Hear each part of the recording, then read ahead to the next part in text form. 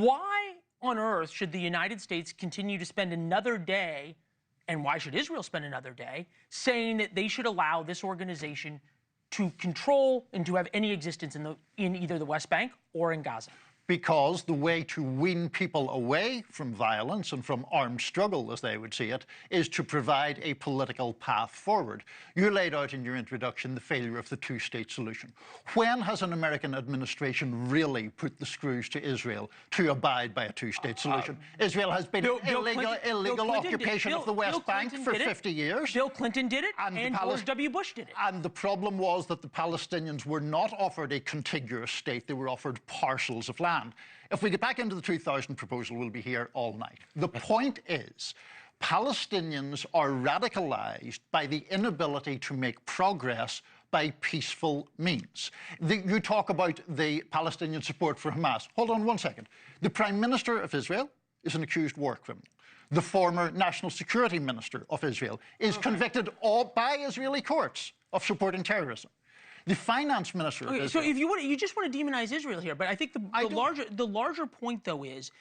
It's not. Why is it demonizing Israel to say Benjamin Netanyahu is an accused war criminal? Because anybody can accuse anybody of anything. The fact the International Criminal Court, it's not right, which is the most anti-Semitic organization in the world. Yeah, I'm going to take a bit of middle ground here. Now I'm moving in the middle, which is I think it's outlandish that he was accused by the ICC for war crimes. But I will say he has never embraced the two-state solution either.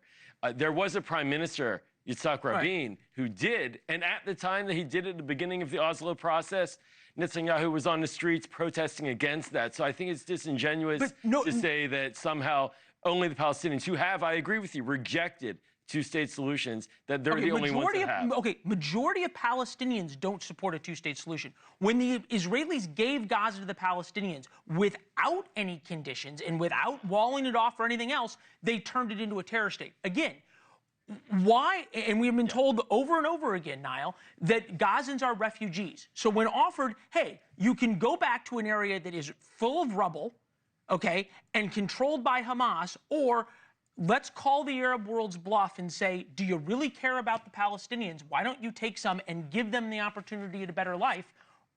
Why would that not be a better solution? For whom would it be a better solution? It is up to the Palestinians to decide where they live. It is not up to the President of the United States to shunt people around. It was not up to the million-plus Jews living in the Arab world when they were all kicked out of Arab lands over the past 50 or 60 years. Wrongly. But so it wasn't up to them. Exactly. But why are we then defending the ethnic cleansing of Palestinians if we agree that the ethnic cleansing of Jewish people is wrong? We're not defending ethnic cleansing, and by definition, people are told that those who are, quote, living in Gaza are refugees.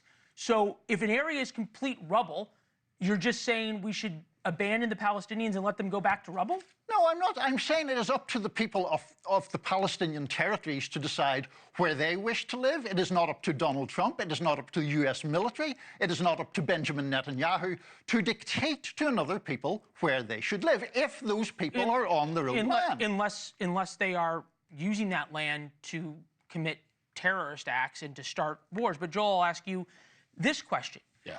Okay, where is Egypt? Where is Jordan? Where is the Arab world that says they care so much about the Palestinians, and why does the U.S. media ignore all of that in this story? Well, Egypt, in and of itself, has its own concerns about the Muslim Brotherhood, of which because they don't want a bunch of terrorists either. And they do not want the Muslim Brotherhood there. They do not want Hamas in there. They've built a wall alongside the south. But there's a complexity to this that we have to recognize, what Niall is pointing out. Look, ultimately, the Palestinians want to live in Gaza, and they want to live in the West Bank. A real plan forward would be one where all the Palestinian entities would be included, including the Palestinian Authority, which has not been given a role in governing Gaza. Right, because the people of Gaza voted them out because they were corrupt. Well, they voted them out, but they're sitting there in their government that actually Israel works with for security in the West Bank. This is what we need to be thinking about if we're going to get there. The fact that everybody thinks about this in Washington is, oh, it's so complex, oh, it's so difficult, oh, it's so this. It is. Maybe what Donald Trump said, though, is, no, it's not. And maybe what it requires is somebody to not say we need to study this, but maybe it says, look, nothing's been working. We are going to enforce a solution. May not be perfect in every sense of the word.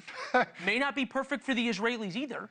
but at least it's going to move forward. There's a word in Yiddish, we call it balagan, which means chaos and craziness. So he's created. That was Arabic too, and Hebrew for that matter. It's three. a balagan. Thanks for watching. Go to joinnn.com to find NewsNation on your television provider, and don't forget to click the red subscribe button below to get more of NewsNation's fact-driven, unbiased coverage.